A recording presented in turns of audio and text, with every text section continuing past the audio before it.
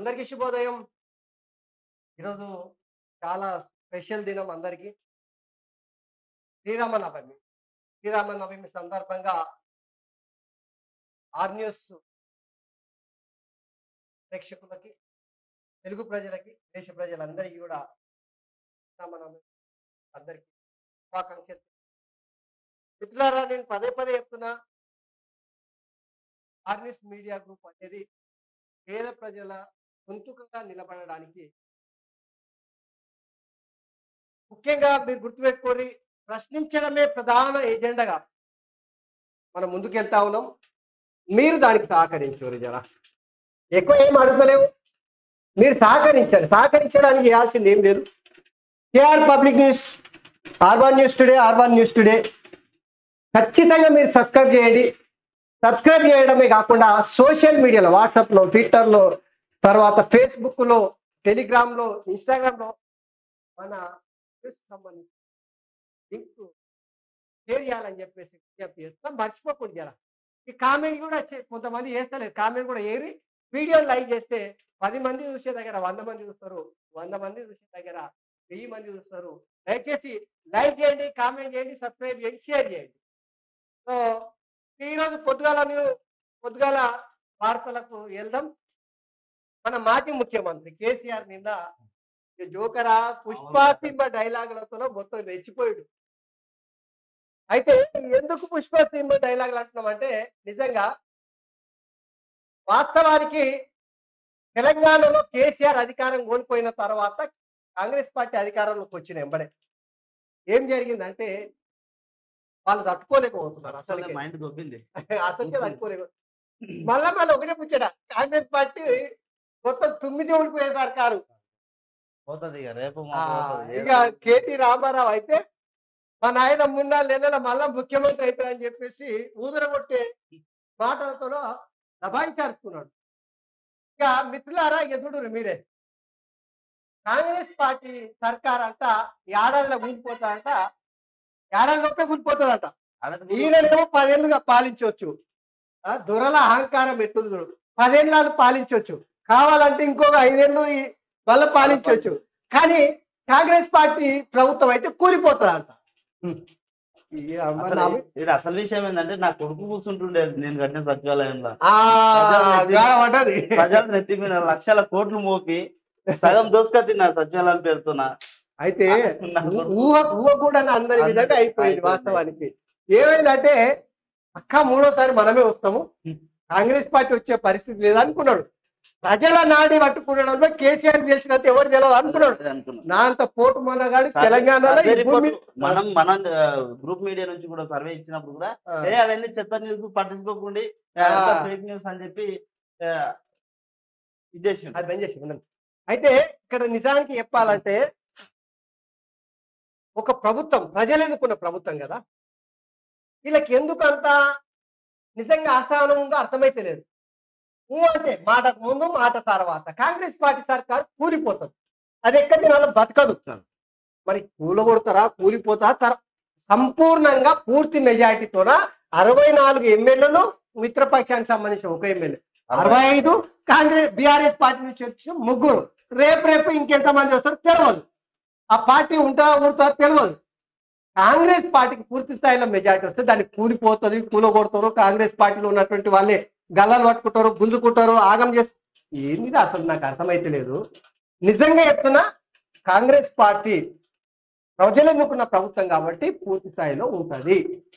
So ఏదేమైనా కూడా parliament ఎన్నికల తర్వాత అది ఒకవేళ కాంగ్రెస్ పార్టీలో కోమటిరెడ్డి వెంకటరెడ్డి బ్రదర్స్, లేదంటే ఇంకెవరైనా ఉత్తమ్ కుమార్ రెడ్డి, వీళ్ళ మధ్యలో ఏమైనా కుంపటి చక్కగా ఉండకపోతే, ఆ పంచాయతీ ఏమైనా వస్తే చెప్తే అక్కడ వస్తే తప్ప కాంగ్రెస్ పార్టీ కూలిపోయే అవకాశం అయితే లేదు.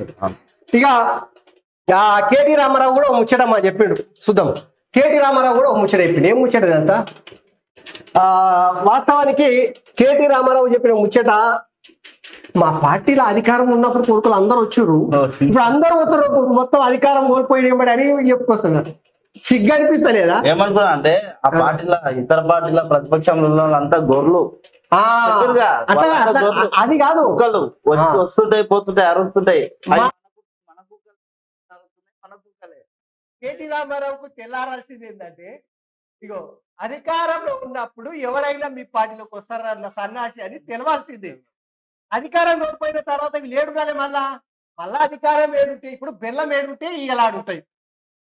అరచేతుల బెల్లం పెట్టి మోచేతి వరకు కేసీఆర్ నాకు ఇచ్చినట్టు ఈరోజు తెలంగాణలో అధికారంలో కోల్పోయిన వెంబడి కేసీఆర్ చెప్పిన మాట ఏంటాడు ఎవడన్నా అవకాశం లేదు కదా. సో అది కూడా చూద్దాం ఒకసారి, వెళ్దాం ఇక చక్క వెలుగు పేపర్లకు వెళ్దాం.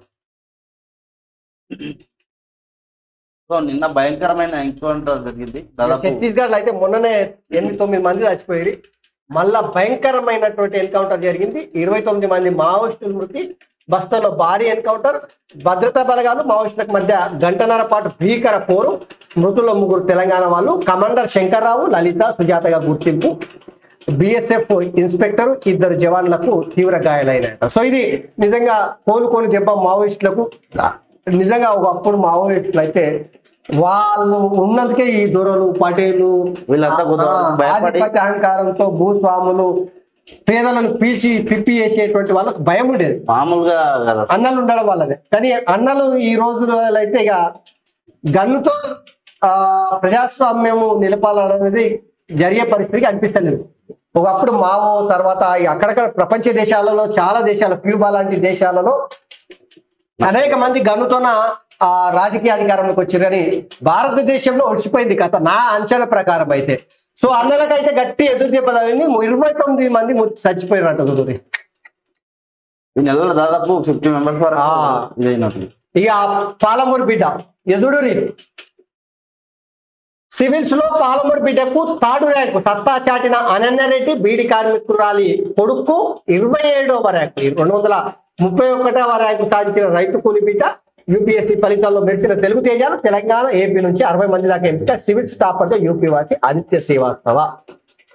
సో పాలమూరు మత్తి విద్య నిజంగా ఇది చాలా గ్రేట్. ఎందుకంటే పాలమూరు అంటే వలసలకు నాంది. దేశంలోనే అత్యధికంగా వలసలకు వెళ్ళేటువంటి గడ్డ పాలమూరు గడ్డ. అసలు పేదలు ఎక్కువ ఉండే, నిరక్షరాస్యులు ఎక్కువ ఉండేటువంటి ప్రాంతం పాలమూరు గడ్డ.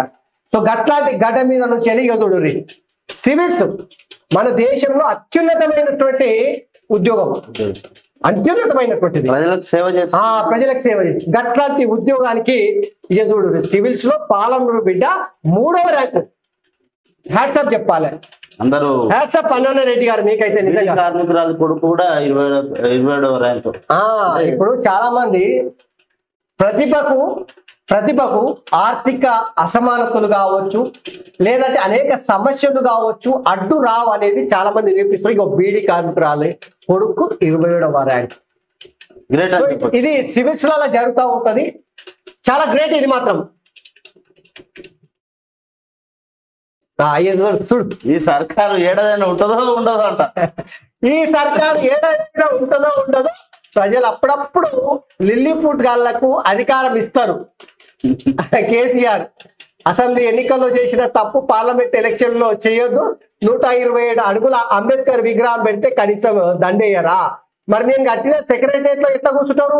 కాంగ్రెస్ ప్రభుత్వంపై దండయాత్ర చేస్తాం, బీఆర్ఎస్ కార్యకర్తలను వేధిస్తున్న పోలీసులు అంతు చూస్తాం, 2 లక్షల రుణమాఫీ ఓ బోగసు, కాంగ్రెస్ హామీలపై రాష్ట్ర వ్యాప్తంగా పోస్ట్ కార్డు ఉద్యమం చేస్తామని ప్రకటన. సంగారెడ్డి జిల్లా సుల్తాన్పూర్ లో బీఆర్ఎస్ ప్రజా ఆశీర్వాద సభ. కాకు దండం పెట్టాలి. నిజంగా అగరబత్తులు కూడా ఉంటే తీసుకొచ్చి అట్టి పెట్టి కాకకు మంచిగా పూజ చేయాలి. ఎందుకు తెలుసా? ఏం మాట్లాడుతాడో తెలియదు. అసలు మొత్తం మతి భ్రమించిపోయి అసలు ఎక్కడ మాట్లాడుతున్నాడో ఎక్కడెక్కడ మాట్లాడుతాడో అర్థమవుతుంది. నిన్న ఒకటి పోల్ వచ్చింది. ఆ పోల్లో బీఆర్ఎస్ పార్టీ ఎన్ని గెలుస్తారని చెప్పేసి చెప్తారంటే లేదంటే గూడు సున్నా. ఇక అది ఎక్కడ సార్కు వెన్నులో అనుకుంటుందో తెలియదు. ఎవరు ఏం చేసిడు తెలుసా? కాంగ్రెస్ పార్టీ ఇదే సభల కాంగ్రెస్ పార్టీకి వచ్చేది 2 కూడా రావు. కాంగ్రెస్ పార్టీ మునిగిపోతుంది. ఏడాది లోపే కూలబడిపోతుంది. టిఆర్ఎస్ పార్టీ కార్యకర్తలకు కొంత వాళ్ళకు నైరాశ్యంలో ఉన్నారు. మళ్ళీ పార్టీ బతుకోలేదనే నిరాశలో ఉన్నారు. దీంతోనే వాళ్ళని కాపాడుకోవాలి. గాలి ముచ్చట్లు చెప్పిండు. ఏదో ముచ్చట చెప్పాలి. గాలి ముచ్చట్లు ఇగో లిల్లీ పుట్టాలకు అధికారం ఇస్తారట. అంటే వీళ్ళు 100 కోట్లు దోసుక తిన్నారు కదా బడా పుట్టుగాలు. అంటే వీళ్ళు ఇప్పుడున్న ప్రభుత్వంలో ఉన్న వాళ్ళు ఏం అట్లా కరెక్టే. ఎందుకంటే కేసీఆర్ ఈ దొరల అహంకారం ఎట్లుంటా బెలమ దొరల అహంకారం ఎట్లుంటది, వాళ్ళు చేసినే సంసారం, ఇక ఎదుటోళ్ళు ఎవరు చేసినా చేపించారు చాలా ఎక్కడ అట్లా. అంటే కాంగ్రెస్ పార్టీ అధికారంలోకి వచ్చి ప్రజాస్వామ్యాన్ని నిలిపే ప్రయత్నం చేస్తున్నారు. సరే పథకాలకు జోలికి మనం వెళ్ళొద్దాం. ప్రజాస్వామ్యాన్ని నిలిపే ప్రయత్నం చేస్తుంటేనంటే లిల్లీపుట్ గాళ్ళంట. ఇక ఈయన ఫామ్ హౌస్ లో కూర్చొని ప్రభుత్వాల్లో కూర్చొని కాళ్ళ మీద కాలు వేసుకొని పాలన చేస్తే ప్రజల సమస్యలు పట్టించుకోకుండా నేను వేసే బిచ్చ పథకాలు మాత్రమే అందుకోవాలని చెప్పేసి పాలన చేస్తుంటే గది అసలైన గోదామన్న కూడా పెద్ద కంచెలేసిన పరిస్థితి. 20 అడుగుల కంచె సిగ్గనిపిస్తుంది కేసీఆర్ గారు. నిరుద్యోగుల వాళ్ళ ఆశల మీద నీళ్లు కొట్టి వాళ్ళ ఉసురు తగిలి ఈరోజు నీకు ఆ పరిస్థితి కలిగింది. ఇంకా కూడా సిగ్గనిపిస్తలేదు. ఇక చూడరు 120 అడుగుల అంబేద్కర్ విగ్రహం పెడితే కనీసం దండేయరా? నువ్వు ఆ అంబేద్కర్ 120 అడుగుల విగ్రహం కట్టింది కదా, మరి అంబేద్కర్ రాసిన రాజ్యాంగాన్ని ఆ పనికిమాలే రాజ్యాంగం అన్నాడు, మారుస్తా అని చెప్పి మారుస్తా రాజ్యాంగం అన్నాడు. మరి ఈయనకు అంతగానో పెద్ద అధికారం ఎక్కడదో మరి. అంటే అంబేద్కర్ నే ఈయన అవమానించవచ్చు. చూద్దాం ఒకసారి ఏం మాట్లాడిండో నిన్న. ఆయన పెట్టిన ఆర్టికల్ 3తోనే తెలంగాణ వచ్చింది కాబట్టి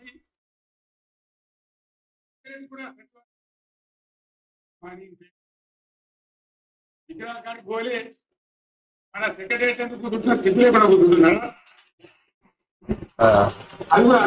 సెక్రటేరియట్ తాతల ఆస్తి తెచ్చి మొత్తం నా తాతల ఆస్తిని అంతా తాకట్టు పెట్టి కట్టినా వాడు పోయి ఆక్రమించుకొని కూర్చున్నాడు. ఇక చూడండి ప్రజలారా మీరే న్యాయం చెప్పి. నిజంగా ఎంత సిగ్గు అనిపిస్తలేదు సార్కి. ఇప్పుడు కేసీఆర్ ఇప్పుడు ఇంతకు ముందు ఉన్నట్టు సెక్రటేరియట్ లా వాస్తు దోషము గిస్తు దోషము అదో ఇదో అని చెప్పేసి పోలే. అది ఇప్పుడు వీళ్ళు రేవంత్ రెడ్డి కూలగొట్టి ఇంకో సెక్రటరీ కట్టాలా కేసీఆర్ చేసినటువంటి మళ్ళా లక్షల కోట్లు ప్రజల నిధులు మోపాలి, మళ్ళా అప్పు తీసుకురావాలి. ఈయన ఏ పని చేసి ఆ దారిలో నడవాలి.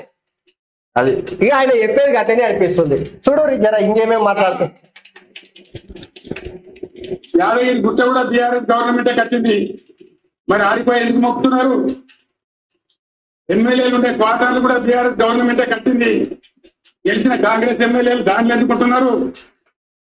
అయితే కేసీఆర్ గుర్తుపెట్టుకోవాల్సింది ఏంటంటే ఇవన్నీ చెప్తున్నారు, మస్తు చెప్పింది. అది చూస్తున్నా జోకరే పుష్ప సినిమా డైలాగ్ రేంజ్ లో అల్లు అర్జున్ ఎట్లయితే డైలాగ్ వేలుస్తాడో ఆ పుష్ప సినిమాలో దానికి మించి ఈరోజు కేసీఆర్ ని ట్రోల్ చేస్తున్నారు. బాగా బట్టి పట్టుకొచ్చాడు నిన్న మొత్తం బాగా రాపించుకున్నట్లు. నిజంగా కేసీఆర్ కు ఇంకా అధికారంలో ఉన్న ఇంకా మళ్ళీ వస్తుందేమో అధికారం. సార్ మీ వయసు అయిపోయింది, పార్టీ ఉండాలి, నీ కొడుకును ముఖ్యమంత్రి చేసుకోలేకపోయారు, ఇక మళ్ళా అధికారంలోకి వస్తుంది నీ పార్టీ అనేది కల్లా. తెలంగాణలో నీ పార్టీ బంగాళాఖాతంలో కలిపేసి నువ్వు ఎవరు కాదు నీ కొడుకు నువ్వు ఇద్దరు కలిసి కలిపేసిరు.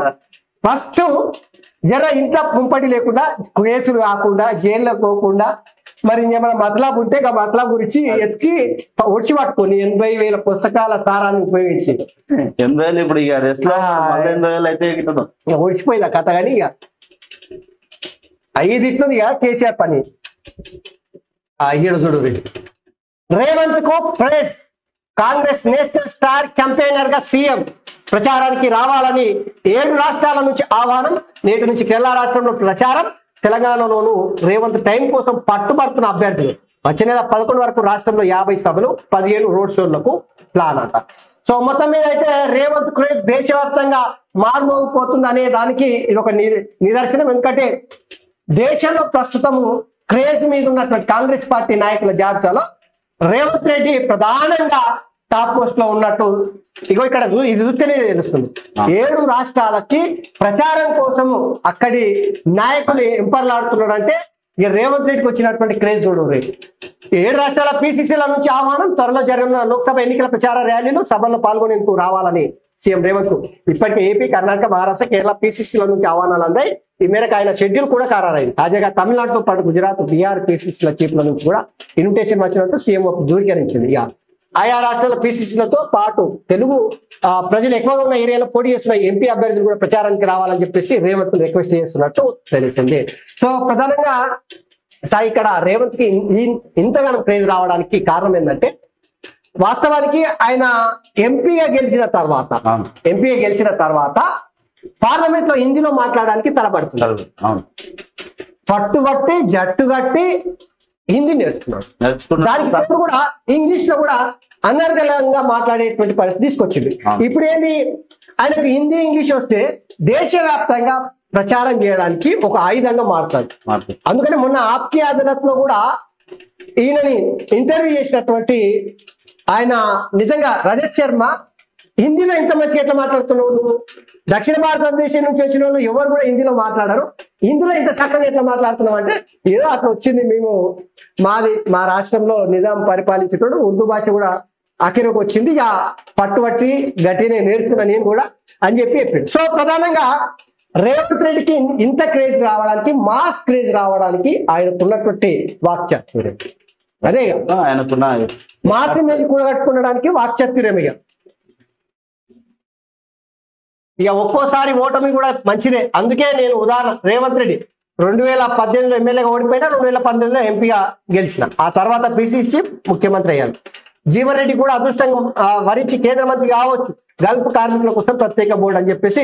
సో ఓటమి కూడా ఒక్కొక్కసారి మనిషిని మార్చడానికి అవకాశం వస్తుంది, గొప్ప పదవులు రావడానికి పనికొస్తుంది అనేటువంటి ముచ్చట ఇక్కడ రేవంత్ రెడ్డి చెప్తా ఉన్నాడు. ఇంకో ముఖ్యమైన విషయం అన్న, ఇది గల్ఫ్ కార్మికుల కోసం దాదాపు సన్యాసి 9.5 ఏళ్ళు పాలించింది కదా, అనేక మంది తెలుగు మన తెలంగాణ నుంచి చాలా మంది పోయి కరీంనగర్, నిజామాబాద్, జగిత్యాల ఈ ప్రాంతాల నుంచి విపరీతంగా గల్ఫ్కి వెళ్తుంటారు. కువైట్ కావచ్చు, ఈ ఏకంగా టిఆర్ఎస్ పార్టీ ఉన్నప్పుడు టిఆర్ఎస్ పార్టీ గల్ఫ్ శాఖనే ఉండేది. అవును, ఎన్నో వందల కోట్ల రూపాయలతో అని చెప్పారు అట్లా ఏం చేస్తాం.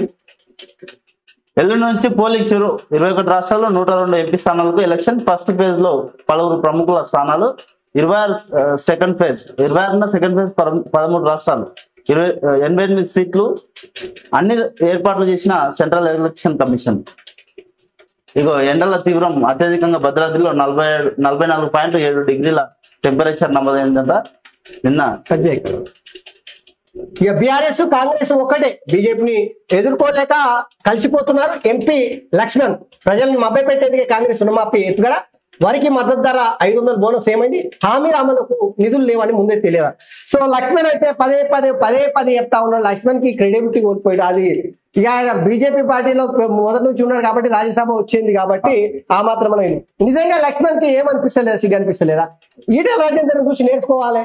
మళ్ళీ ఒకటే ముచ్చట, కాంగ్రెస్ పార్టీ కూలిపోతుంది, బీఆర్ఎస్ కాంగ్రెస్ ఒక్కటే, చెప్పిందే చెప్తాడు. ఒక ప్రెసిడెంట్ గా, పార్టీ ప్రెసిడెంట్ గా పనిచేసిండు, ఎమ్మెల్యేగా పనిచేసిండు, మంచి ఇప్పుడు రాజ్యసభ ఎంపీగా ఉన్నాడు. ఎట్లా మాట్లాడతాడు? బీఆర్ఎస్ కాంగ్రెస్ ఒకటి ఛాన్స్ ఉందా అసలు? రాజకీయంగా విమర్శలు చేయొచ్చు కానీ పదే చేసిన మాటని మళ్ళా చెప్పినట్టు జోకర్ గా మారిపోతాడు. ఇక కేటీ రామారావు లెక్క చూడరు.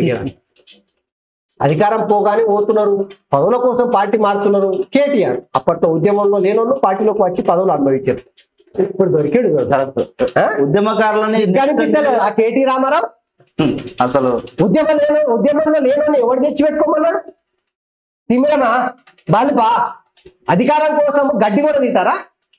పనికి మాలిన దద్దమ్మలు నిజంగా చెప్పాలంటే ఉద్యమకారులు, తెలంగాణ కోసం అసూలు వాసినటువంటి కుటుంబాలు, ఉద్యమం చేసినటువంటి వాళ్ళు, లాఠీ దెబ్బతిన్నటువంటి వాళ్ళు, పోలీస్ కేసులు పెట్టినటువంటి వాళ్ళు, ఆగమైనటువంటి వాళ్ళు, తెలంగాణ రాష్ట్రం ఏర్పాటు కోసమే ఊపిరి ఊదినటువంటి వాళ్ళు, వాళ్ళందరినీ పక్కనకి పెట్టి అడ్డగోలుగా ఎవరిని పడితే అని పార్టీలోకి తీసుకొచ్చుకొని ఈరోజు పార్టీ నుంచి పోతే ఈరోజు అవాకులు చెవాకులు వెళ్తావా? సిగ్గు అనిపిస్తలే కేటీ రామారావు?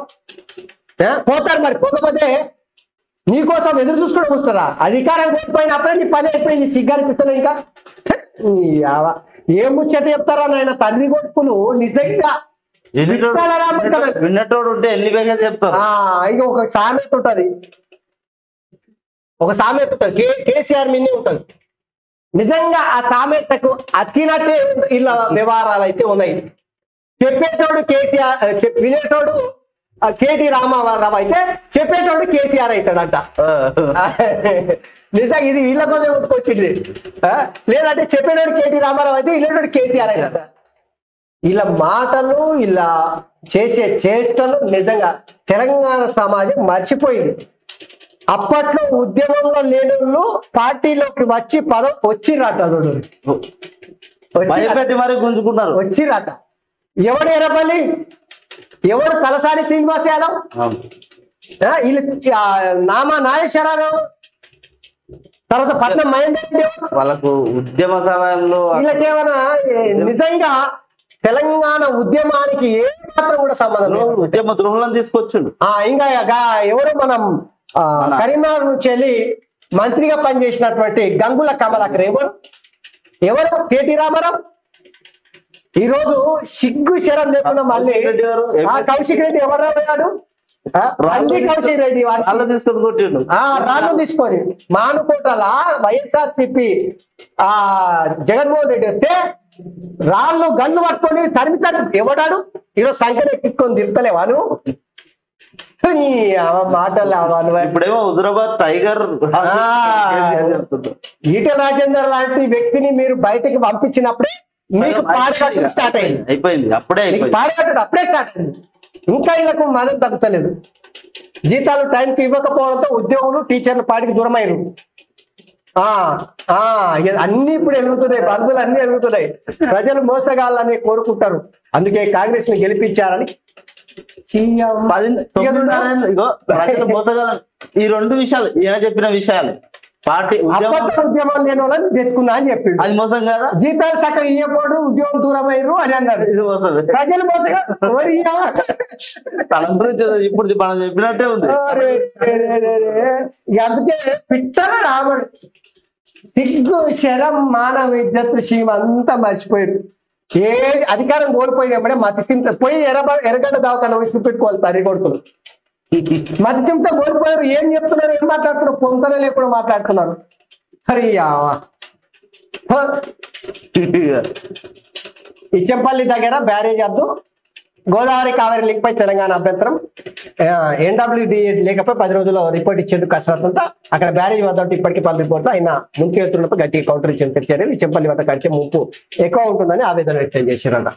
సో ఇది ఇట్లుంటే ఇక రాములూరి కళ్యాణం లైవ్ కు ఈసీ గ్రీన్ సిగ్నల్ షరతులతో కూడిన అనుమతి ఇచ్చిన కమిషన్ రాజకీయ నేతలు పాల్గొనవద్దని ఆదేశం. ప్రభుత్వం తరపున పట్టు వస్త్రాలు సమర్పించనున్న CS మిథిల స్టేడియం కళ్యాణానికి ఏర్పాటు పూర్తి. అభిజిత్ లగ్న ముహూర్తంలో మాంగళ్యాధారణ. సో ఈరోజు ఈసీ అయితే మొదట ఈ శ్రీరామనవమి సందర్భంగా భద్రాద్రి రాములూరి కళ్యాణం లైవ్ ఇవ్వద్దని చెప్పేసి మొదట చెప్పింది. ఆ తర్వాత అనుమతులు ఇచ్చింది, కొన్ని షరతులు అయితే పెట్టింది. ఇక మమ్మల్ని చంపాలని చూస్తున్నారు, మా బ్రదర్స్ ను జైలు పంపాలని స్కెచ్, వైద్యం పేరుతో హత్యకు ప్లాన్, మజ్లిస్ ఎమ్మెల్యే అక్బరుద్దీన్ సంచలన వ్యాఖ్యలు. ఎవరు చంపుతారు, ఎవరు అవసరం అని ఇప్పుడు మర్డర్లు ఎవరైనా చేసిన మతతత్వ రాజకీయాలు చేయడానికి ఇవన్నీ అంతే. మజ్లిస్ అంటేనే మతతత్వ రాజకీయం. ముస్లింలకు ఏమైనా చేసిరా నిజంగా? ఏ ముచ్చటకు ఆ ముచ్చట మాట్లాడదాం. ముస్లింలకు మజ్లిస్ పార్టీ ఏనాడైనా వాళ్ళ విద్య కోసము, అభివృద్ధి కోసము, సంక్షేమం కోసం ఏనాడైనా తెలంగాణ రాష్ట్ర వ్యాప్తంగా చేసిందా? హైదరాబాద్ బస్సులలో చూద్దాం, వాళ్ళు హైదరాబాద్ పాత బస్తీలో చూద్దాం. అసలు మామూలుగా మా ఘోరమైన పేదరికంతో, అసలు పేదరికంతో అక్కడ ప్రాంతంలో కనీసం నీళ్ళు లేక అలమటించిపోతుంటే మతతత్వ రాజకీయాలు ముందర పెట్టుకొని పోతుంటారు. వీళ్ళ గురించి ఎంత తక్కువ మాట్లాడితే అంత ఈ KKR పై రాజస్థాన్ థ్రిల్లింగ్ విక్టరీ అంట. కంటోన్మెంట్ బీజేపీ అభ్యర్థిగా వంశత్ తిలక్ అంట. So BJP party cantonment MLA అభ్యర్థిగా వంశత్ తిలక్ ను నిన్న ప్రకటించింది. ఈ ఒకసారి సంసారి పత్రికలు చూద్దాం, డబ్బా వార్తల్లో ఎంతగానో ఉన్నాయో చూద్దాం.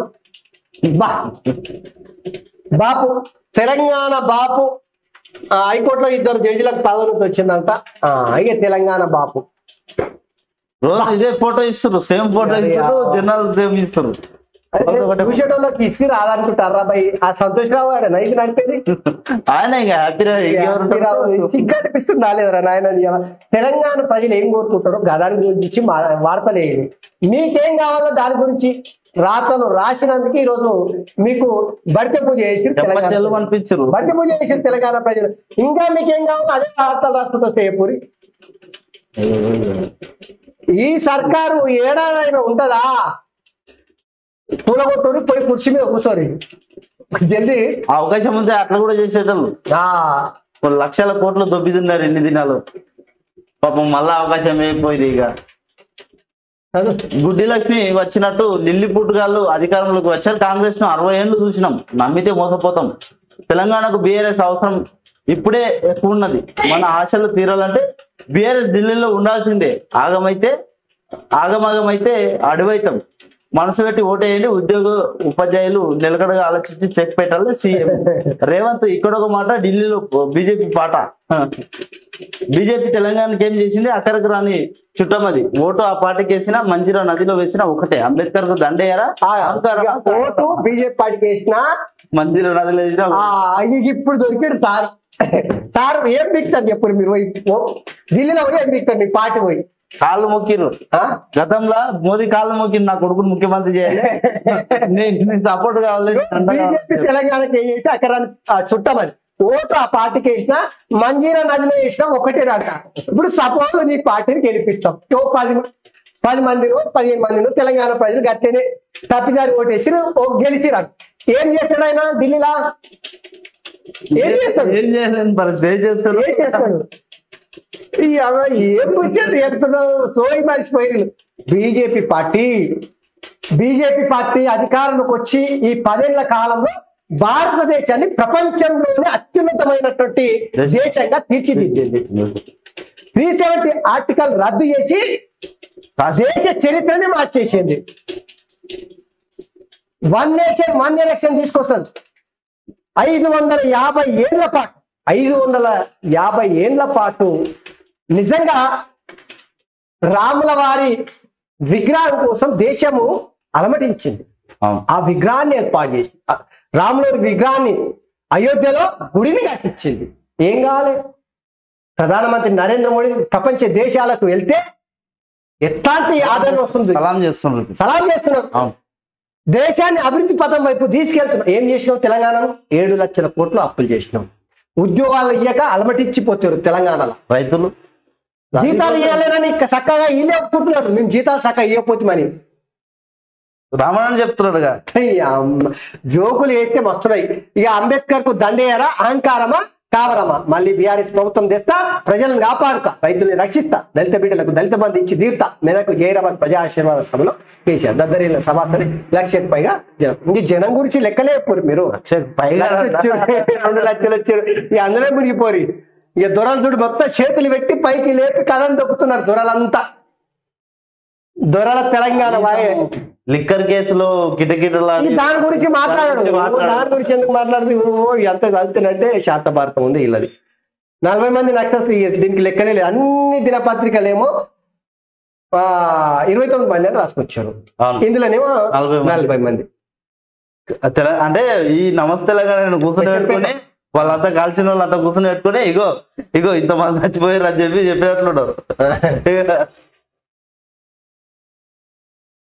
భువనగిరి గురుకుల విద్యార్థి మృతి, ఫుడ్ పాయిజన్ తో అస్వస్థత, 5 రోజులుగా మృత్యుతో పోరాడి. వాస్తవంగా చెప్పాలంటే ఈ వార్త ఏ పత్రికల్లో వేయలేదు. ఈ విషయాన్ని ఒప్పుకోవచ్చు. ఇప్పుడు రాస్తారు. అదేళ్ళలో ఎప్పుడు గుర్తు రాలేదు. ఎంతమంది చచ్చిపోయారు?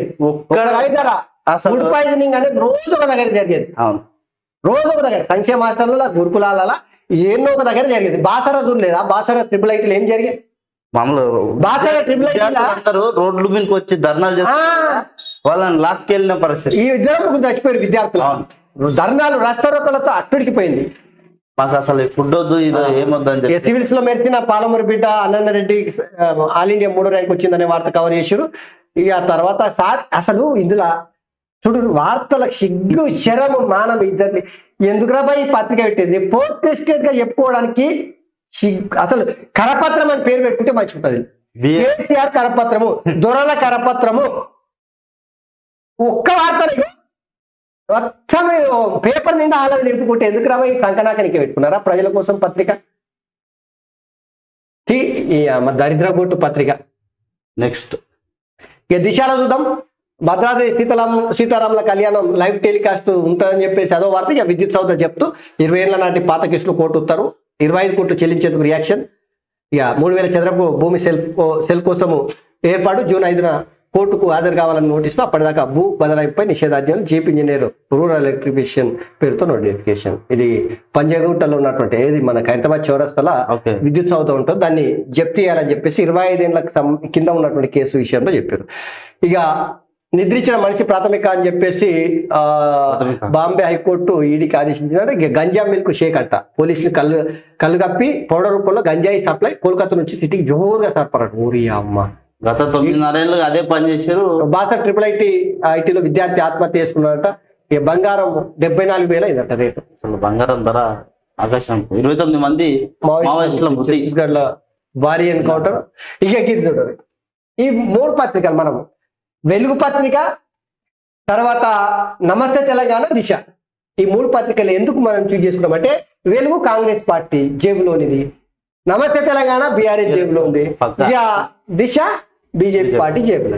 అందుకనే ఈ 3 పత్రికల్లో వచ్చినటువంటి వార్తలను చూస్తే నిజాలు చెప్పుకునే పరిస్థితి వస్తుంది. ఇక తెలంగాణ షా ఆపరేషన్ సర్వేల రిపోర్ట్లతో స్టేట్ పై మరింత ఫోకస్ అంట. రాష్ట్రంలోకి సీక్రెట్ టీమ్స్, పార్టీ ఎంపీ అభ్యర్థులకు తెలియకుండా అబ్జర్వేషన్, తాజా పరిస్థితిపై ఎప్పటికప్పుడు నివేదికలు, ప్రచార వివరాలు సైతం శాఖ అందజేత, అధిష్టానం నుంచి రాష్ట్ర లీడర్షిప్ సూచనలు, ప్రచారం స్ట్రాటజీలపై రెగ్యులర్ గా దిశానిర్దేశం, డబుల్ డిజిట్ స్థానాలు గెలిచేలా వ్యూహం, పార్టీ నెట్వర్క్ అదనంగా ప్రత్యేక ఏర్పాట్లు. నిజంగా కిషన్ రెడ్డి గారు ప్రచారం చేస్తున్నారు బీజేపీ అభ్యర్థులకు. ఎందుకు రాష్ట్ర అధ్యక్షుడు అయిన సొంత నియోజకవర్గంలో టైం ఇస్తలేడట. వాస్తవంగా ఏడుకుంటున్నాడు. అక్కడ పార్టీకి సంబంధించిన కార్యకర్తలు మొర్రో అంటున్నారు పాపం. నాకు తెలిసి ఈసారి కిషన్ రెడ్డి అటుటే ఉన్నట్టుగా అనిపిస్తుంది. అటుటే ఉంటది. ఎందుకంటే చక్కగా రాష్ట్ర అధ్యక్షుడు అన్న తర్వాత ఫుల్ ఫోకస్ పెట్టాలి. బీజేపీ నాంపల్లి ఆఫీస్ లో కొన్ని బృందాల మాకమంట, ఫీల్డ్ లో రోజువారీగా మరికొన్ని టీంలు. ఈ వార్త ముఖ్య ఉద్దేశం ఏంటంటే బీజేపీ పార్టీకి సంబంధించిన అభ్యర్థులను అలర్ట్ చేయడానికి. అదొకటి. రెండోది ఏంటంటే క్యాడర్ సీక్రెట్ టీమ్స్ పనిచేస్తున్నాయి, జర పార్టీ అని చెప్పేసి గట్టిని ప్రయత్నం చేస్తున్నట్టున్నారు.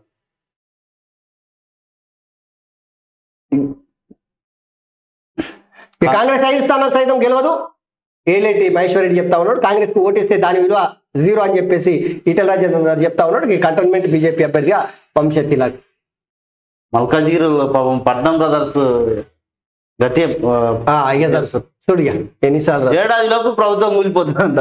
బీజేపీలోకి రేవంత్ రెడ్డి జంప్ కొడతాడేమో. దానికన్నా ముందు ఏంటంటే, ఫస్ట్ మీరు బీజేపీ పార్టీలో మీ పార్టీని విలీనం చేస్తారా ఏమనే అనుమానం వస్తుందట కొంతమందికి. దాని క్లారిటీ ఇవ్వాలి, దాని గురించి మాట్లాడు. రాష్ట్ర ప్రజలందరూ అదే అనుకుంటున్నారు, దాని గురించి ఒక్క క్లారిటీ ఇవ్వాలి. బీఆర్ఎస్ పార్టీ బీజేపీ పార్టీతో అలయన్స్ పెట్టుకోవడానికి అవకాశం లేదు. కానీ మీ పార్టీలో మా పార్టీని విలీనం చేస్తాం, కాంగ్రెస్ పార్టీలో విలీనం చేయలేకపోయినాం, 10 ఏళ్ళు అధికారంలోకి వచ్చినా ఇక మా పార్టీ బతికిసుకున్నాడు, చాలా కష్టమవుతుంది, నా కొడుకును ముఖ్యమంత్రిని ఒక్కటి చేస్తే సరిపోతుంది, మీ పార్టీలో విలీనం చేస్తాని ఒప్పుకొని కేసీఆర్ పోయి ప్రధానమంత్రి నరేంద్ర మోడీ కాళ్ళు మొక్కి మీ పార్టీలో విలీనం చేసుకోరంటే తప్ప బీజేపీలో ఒప్పుకోరు. ఇంకా అదే కథ వస్తుంది నాకు తెలిసి రేపు ఆల్రెడీ ఒకసారి పడ్డాడు కాళ్ళ మీద. వాళ్ళు రాష్ట్రంలో లిల్లీ ఫుడ్ గాల పాలన సీఎం మాటలో భయం కనిపించింది. కాంగ్రెస్ కు 2 సీట్లు కూడా రావాలి. సర్వేలు కూడా రాకుండా ఏ survey survey pink media survey ఉంటుంది. నమస్తే తెలంగాణలో చేసిరా, లేడు తెలంగాణ టుడేలో చేసిరా. ప్రభుత్వం వచ్చాక పోలీసుల సంగతి చూస్తాం. ఇంకా వచ్చుడు దేవుడు 2.5 ఏళ్ళు భయపెట్టి అసలు కాపాడుకో. అత్యున్నత స్థానంలో పనిచేసే అధికారులను మొత్తము వాళ్ళకు ఫోన్ ట్యాపింగ్ ఉచ్చిపోయించి ఈ పోలీసులను భయపెట్టి కేసీఆర్ కు ఈసీ నోటీసు. సిరిసిల్లలో కుక్కల పట్టుకో సిరిసిల్లలో కుక్కల కొడకల్లారతో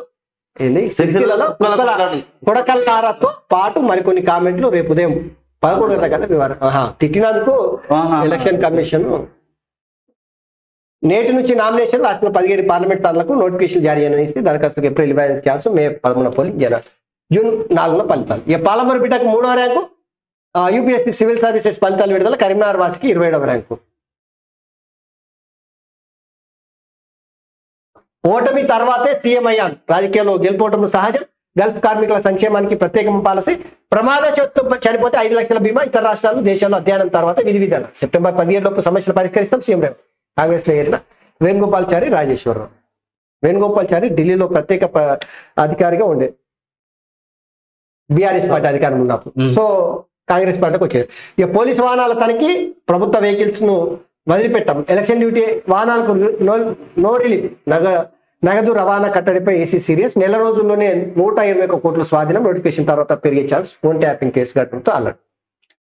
సో మొత్తం మీద ఇవి ప్రధానంగా కేసీఆర్ సార్ చేసిన కథకు మొత్తం ఈసీఏ మొత్తం నివేరిపోయింది. సో ప్రధానంగా ఈ రోజు దినపత్రికలు ఉన్నటువంటి మిత్రులారా దయచేసి మర్చిపోకూరి, నేను పదే విజ్ఞప్తి చేస్తా ఉన్నా. So R news media group ఖచ్చితంగా మీరు ఆదరించండి, సబ్స్క్రైబ్ చేయండి, లైక్ చేయండి. అట్లనే తెలంగాణ పబ్లిక్ న్యూస్ ఛానల్ని కూడా సబ్స్క్రైబ్ చేయాలని చెప్పి మీ అందరికీ విజ్ఞప్తి చేస్తూ ఈరోజు దినపత్రికలకు సంబంధించిన వార్తాంశాలు. Thank you.